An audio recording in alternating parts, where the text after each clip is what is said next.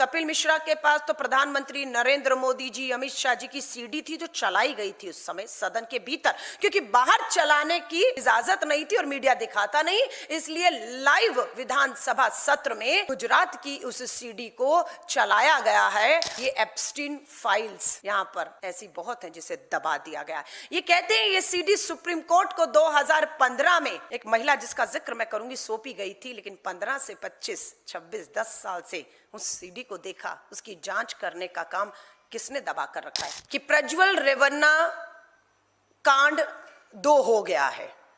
गोवा जहां भाजपा की double engine की सरकार है, भाजपा के पार्षद हैं सुशांत नायक, उनके बेटे जिनकी उम्र 20 साल है, सोहम सुशांत नायक, उसने लगभग 20 से 30 बच्चियां जो नाबालिग बच्चियां हैं उनका बलात्कार, सामूहिक बलात्कार, यौन उत्पीड़न किया। पार्षद पिता चुप था, भाजपा की पूरी राज्य की सरकार चुप थी। उसी राज्य से दिल्ली में सांसद जो बने, पूरी सांसद दिल्ली की सरकार भाजपा की खामोश थी और ये कांड होता रहा। आप सभी पत्रकार साथियों को मेरा नमस्कार। अपनी आज की प्रेस वार्ता शुरू करूं उससे पहले आप सभी को, आज रामनवमी है, आपको देश भर के सभी लोगों को हार्दिक बधाई और शुभकामनाएं देती हूं रामनवमी के अवसर पर। कल दिल्ली के एक प्रसिद्ध मंदिर कालका जी मंदिर मेरा जाना हुआ, और जब मैं कालका जी मंदिर में माँ काली की मूर्ति और माँ के हर रूप को पूज रही थी और लोगों को पूजते हुए देख रही थी, उसी समय मुझे ये खबर मिलती है कि प्रज्वल रेवन्ना कांड 2 हो गया है। मुझे समझ नहीं आई प्रज्वल रेवन्ना कांड 2 क्या हुआ है, तो पता चलता है कि गोवा जहां भाजपा की डबल इंजन की सरकार है, उस डबल इंजन की सरकार में भाजपा के पार्षद हैं सुशांत नायक, उनके बेटे जिनकी उम्र 20 साल है, सोहम सुशांत नायक, उसने लगभग 20 से 30 बच्चियां जो नाबालिग बच्चियां हैं उनका बलात्कार, सामूहिक बलात्कार, यौन उत्पीड़न किया, उनकी वीडियो फोटो बनाई, उन्हें वायरल करता रहा और ये काम वो पिछले 3 साल से लगातार कर रहा था।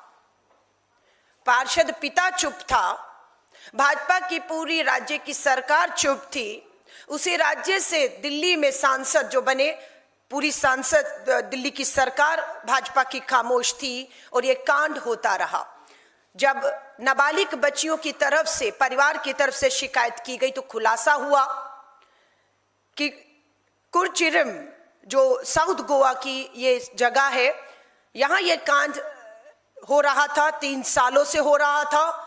लेकिन ये कहना कि पुलिस को, समाज को, पार्षद को, विधायक को, सरकार को, मुख्यमंत्री को कुछ पता नहीं था, ये 2 बच्चियों के आने से पता लगा कि 2 नहीं 30 बच्ची, नाबालिग बच्चियों के साथ लगातार भाजपा का नेता का ये बेटा ये कांड कर रहा था। अब जाकर एफआईआर होती है और लोग जब सड़कों पर उतरे तो protection of children from sexual offence में उस पे मामला दर्ज होता है। ये कपिल मिश्रा हैं, आम आदमी पार्टी के विधायक और मंत्री थे। तब मैं उनके साथ इसी विधानसभा में, जब वो ये वीडियो रख रहे थे, मैं भी सामने बैठी थी आम आदमी पार्टी की विधायक के तौर पर, और ये सीडी था जिसे भाजपा से ही आए, जो हमारे स्पीकर पद पर बैठे हैं वो भी भाजपा से आए थे, ये भी भाजपा में इनकी माता जी मेयर रही हैं। तो ये लोग भाजपा से आम आदमी में आए, और आम आदमी में जब आए तो इनके पास बहुत सी चीजें थी। कपिल मिश्रा के पास तो प्रधानमंत्री नरेंद्र मोदी जी, अमित शाह जी की सीडी थी जो चलाई गई थी उस समय सदन के भीतर, क्योंकि बाहर चलाने की इजाजत नहीं थी और मीडिया दिखाता नहीं, इसलिए लाइव विधानसभा सत्र में गुजरात की उस सीडी को चलाया गया है। और ये एप्स्टीन फाइल्स यहाँ पर ऐसी बहुत हैं जिसे दबा दिया गया है। ये कहते हैं ये सीडी सुप्रीम कोर्ट को 2015 में एक महिला जिसका जिक्र मैं करूंगी सौंपी गई थी, लेकिन 15 से 25, 26, 10 साल से उस सीडी को देखा, उसकी जांच करने का काम किसने दबा कर रखा है। सुनिएगा, आज भाजपा के दिल्ली के मंत्री कपिल मिश्रा जी को विधानसभा में बोलते हुए क्या कहते हैं? उस महिला का फोन बंद करा के सरकारी गाड़ी में बैठा के पीछे वाले दरवाजे से नरेंद्र मोदी के घर लेके जाया जाता है और उसके बाद she was taken to the first floor and given a room across the chief minister's bedroom. उसको फर्स्ट फ्लोर में ले जाते हैं और मोदी जी के बेडरूम के बगल वाले कमरे में कहते हैं अब तुम्हें यहीं रहना होगा। लड़की को ले जाते हैं सरकारी गाड़ी में, मुख्यमंत्री के घर ले जाते हैं, उनके साथ वाले कमरे में रखते हैं। और क्यों रखते हैं, क्या होता है क्या नहीं, ये सब सीडी जो पेश की गई थी, दी गई थी इस विधानसभा में स्पीकर को आधिकारिक रूप से। आज यही बीजेपी में मंत्री हैं, वो सीडी आज भी उम्मीद है इनके पास होगी। आज हिम्मत करके देश के प्रधानमंत्री को ही सीधा सीडी देकर उन्हें कहिए इसकी जांच करा लीजिए। अगर सीडी के साथ छेड़खानी है, आप निर्दोष हैं, तो मुझे आगे रखकर, कपिल मिश्रा जी को आगे रखकर निर्दोष का सर्टिफिकेट आप लीजिए। कपिल मिश्रा जी, हम आपको कहते हैं।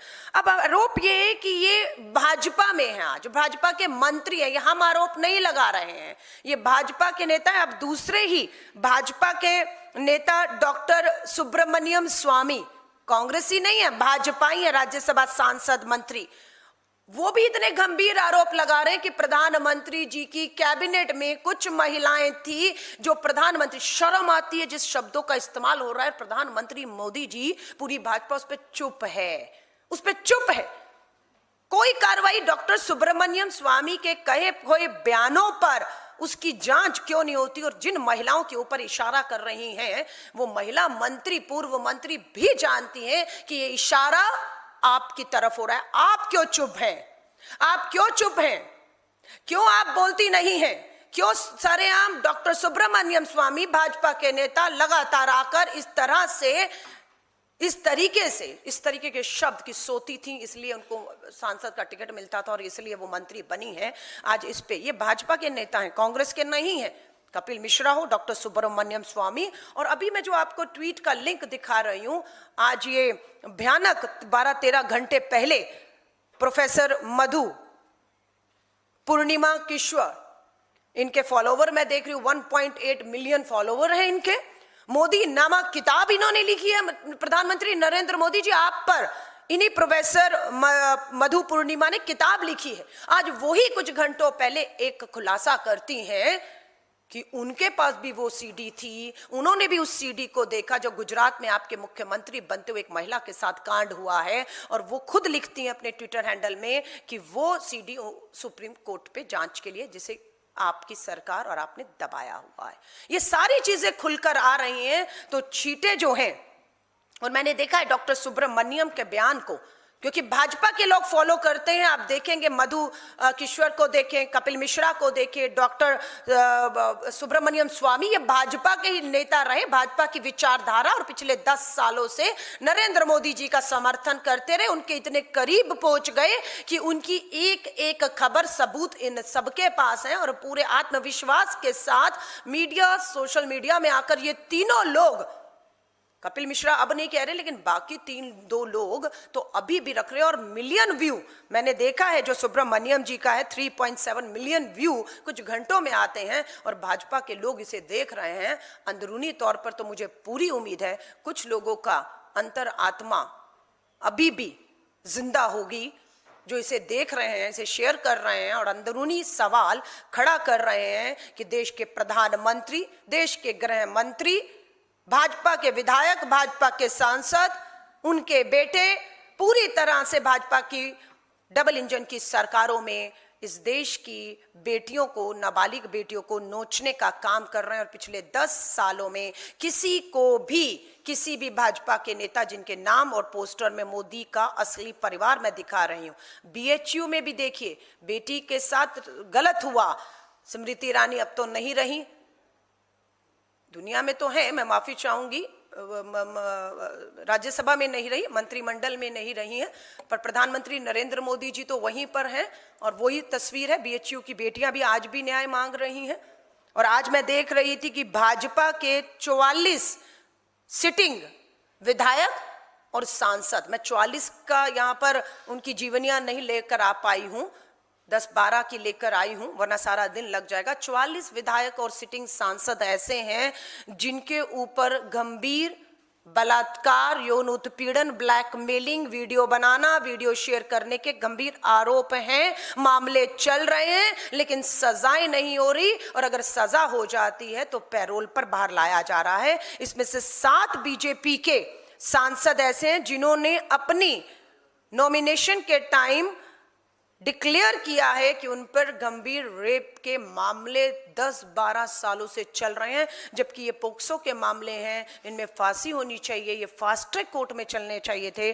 पर पूरी की पूरी सरकार, प्रधानमंत्री जवाब दो सवाल आज उठ रहा है। लेकिन दुख और चिंता की बात यह है कि देश के प्रधानमंत्री जवाब देने की बजाय संसद से भाग रहे हैं, जवाबदेही से भाग रहे हैं, और देश के हालात हर हिसाब से अगर हम देखें बर्बादी की ओर ये देश जा रहा है। और इसे मूक दर्शक बनकर कम से कम भारतीय राष्ट्रीय कांग्रेस किसी भी कीमत पर, किसी भी दबाव में आकर हम लोग अपनी अपनी आवाज को, जो इन आधी आबादी की महिलाओं की आवाज है, नाबालिग बच्चियों की न्याय दिलाने की आवाज है, इसे हम किसी भी कीमत पर दबने नहीं देंगे।